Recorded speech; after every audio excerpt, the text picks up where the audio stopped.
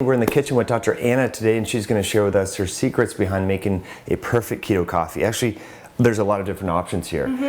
Some people are familiar with just cream, having whipping cream, butter. Yeah. We have MCT powder. So let's talk through how you educate women to get started with a nice fatty coffee. Yeah, for sure. And I think it's such an individual thing. I find for myself, if I do the bulletproof or fat-fueled coffees first thing in the morning, I find myself to be way too hungry.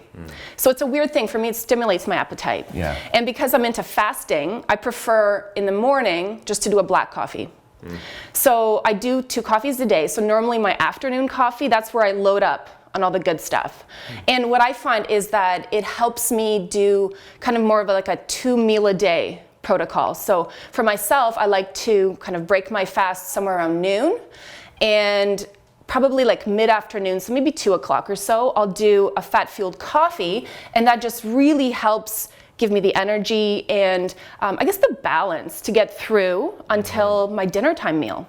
So I just feel like it has a really good blood sugar regulating effect as well for me. And for myself, I do different versions depending on the day, my activity level.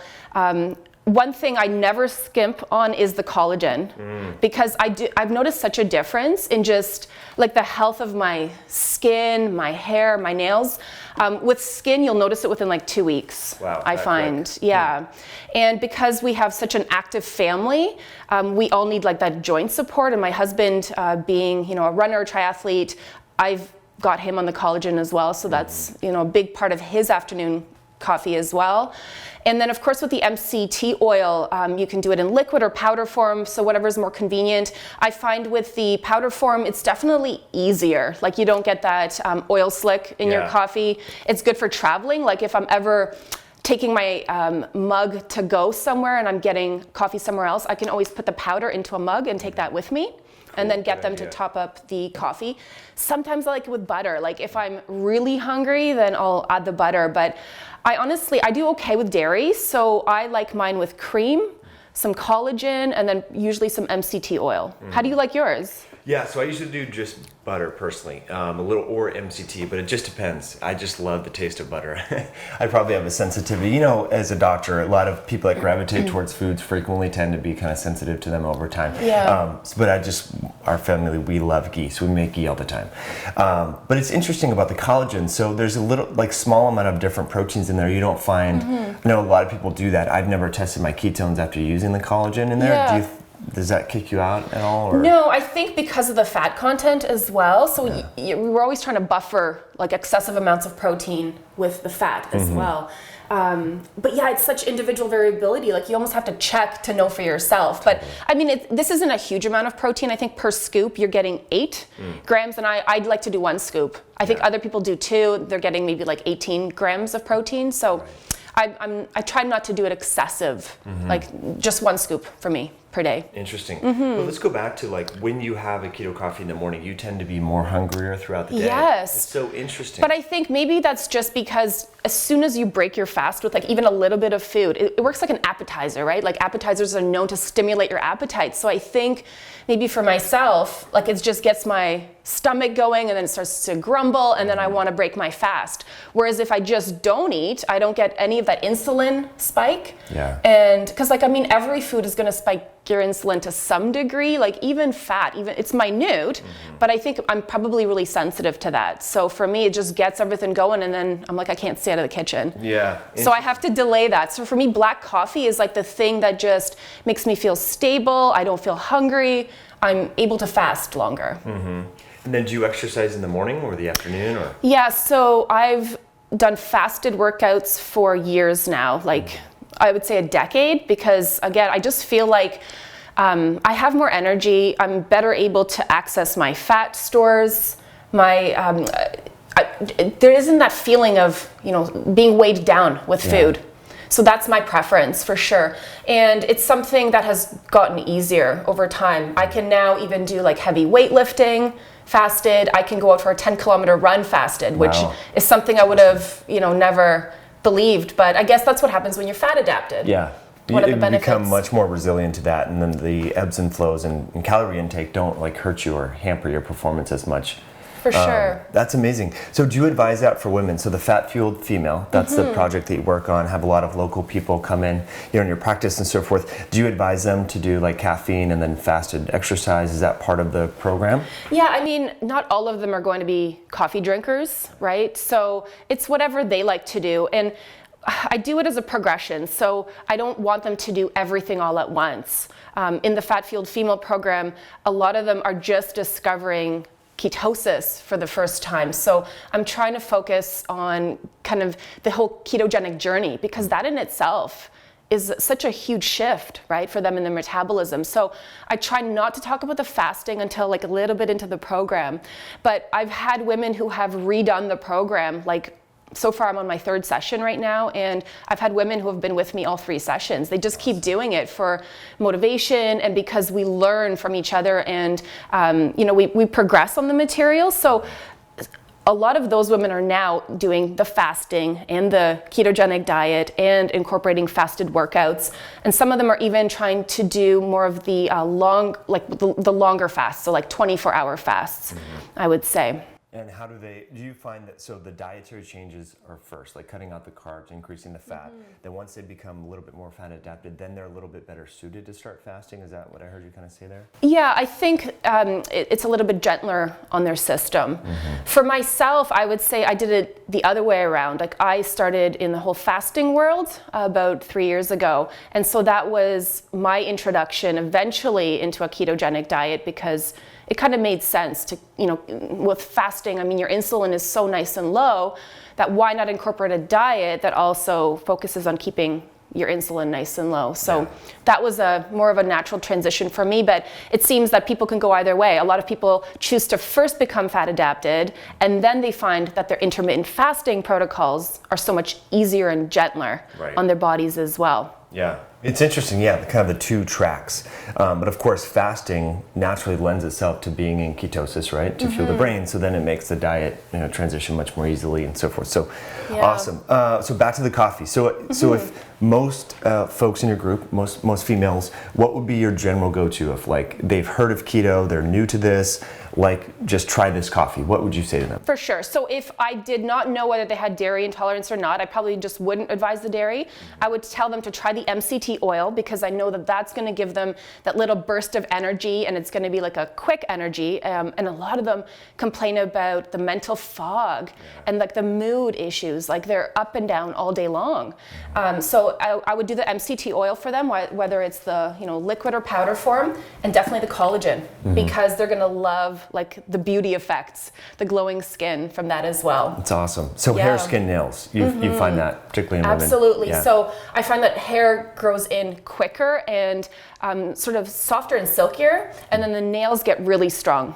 Awesome. So my nails have never been stronger since I started collagen, basically. Cool. But you notice the plumping effects too on the face, but which goes away if you stop using it, unfortunately. Really? Yeah. Gosh. Okay, so it's like in real time. What about bone broth? I know a lot of people are big on bone broth. What do you feel about that? I love bone broth. It's just most people don't have the time. So I myself use the powdered form to top up my other soups.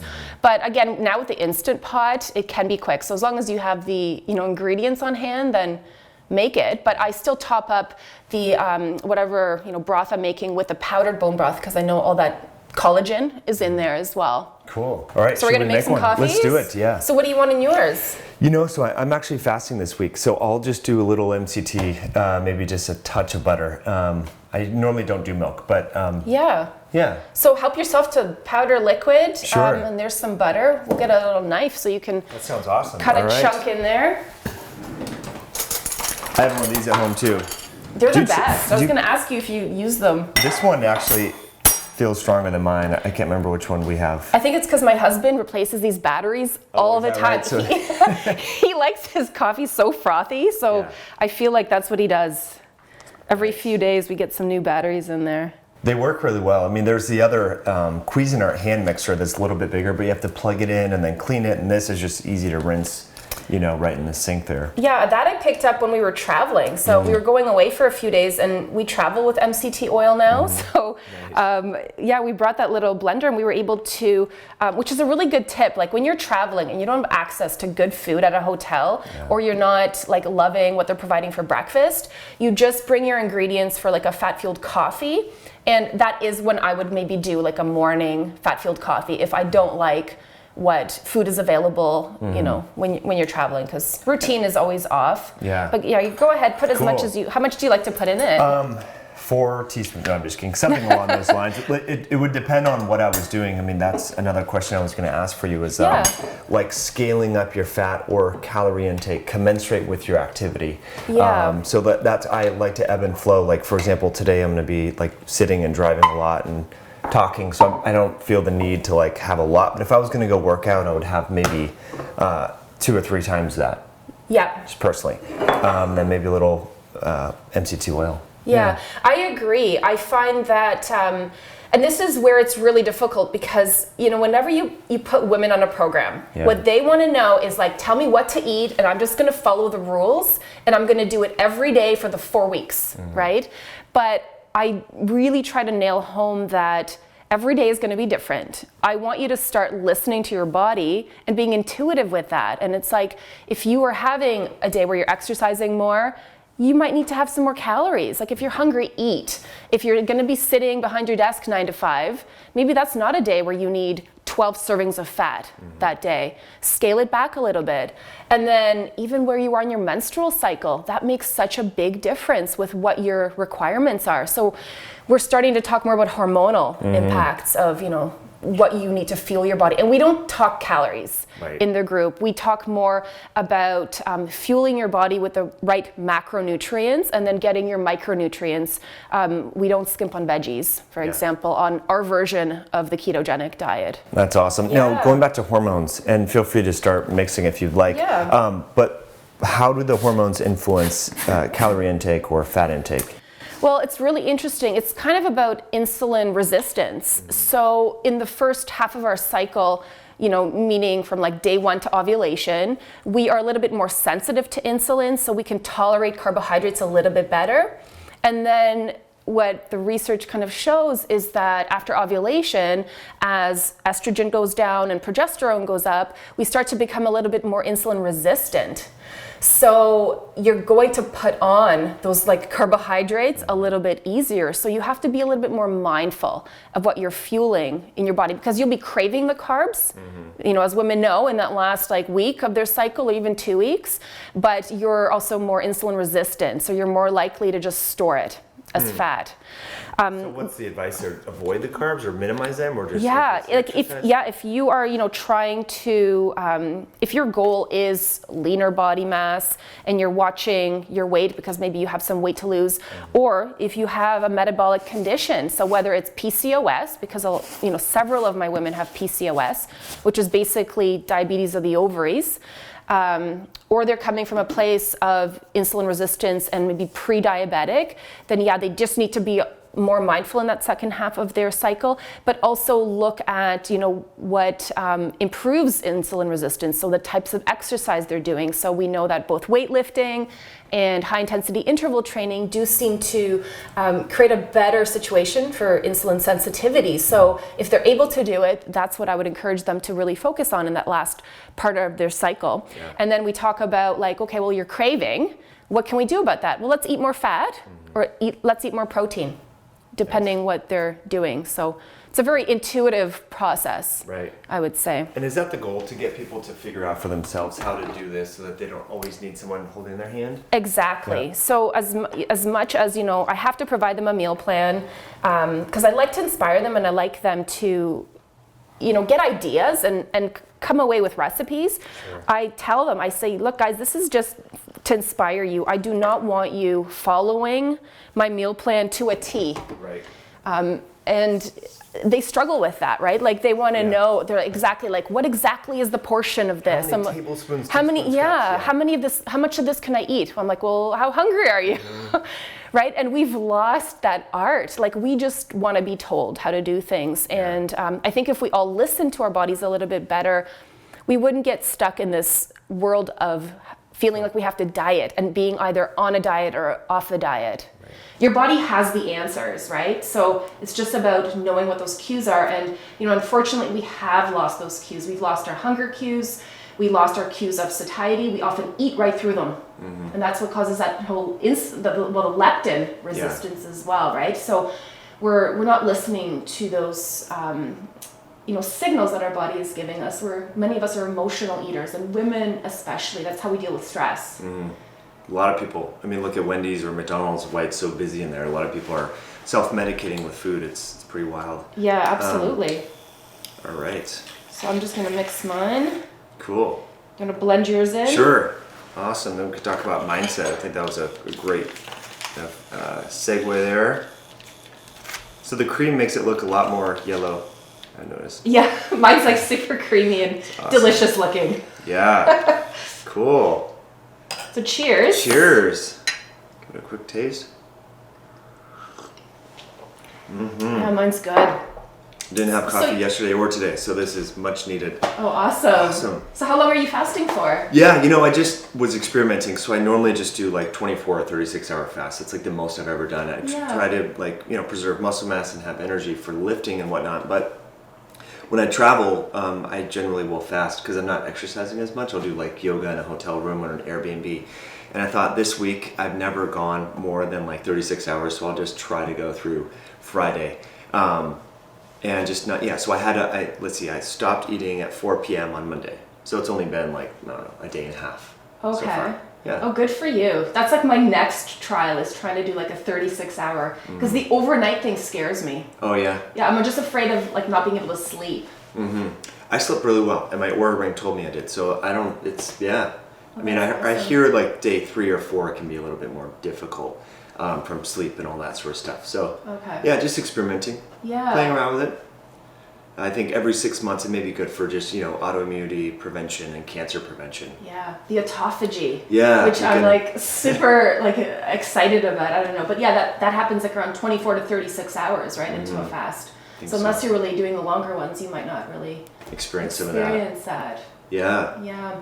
All right, so the Fat Fuel Female Project, if folks want to learn more about that, how can they do so? Yeah, so my website for that is momontheglow.com, and I've got like a little blog there and some information about that project as well. Cool. And then they can just register online nice. For whatever session they'd like to try. Yeah, and then you're active on Instagram as well? Yeah, I'm on Instagram.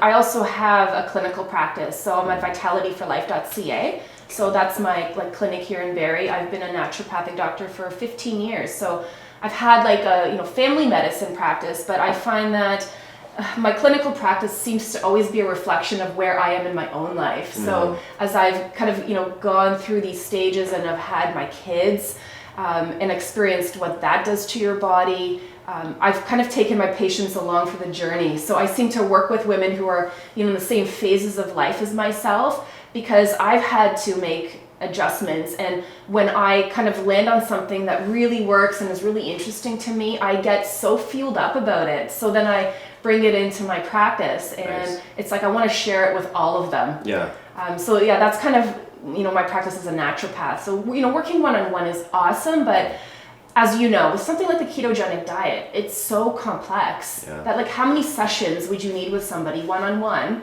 to teach them how to do that? Yeah. Right? It's never ending. Right. So I thought, well, let's take it online. So I was able to start working with bigger groups of women and get that discussion going like every day, right? Like every day we have questions that are being answered and we're all learning from each other.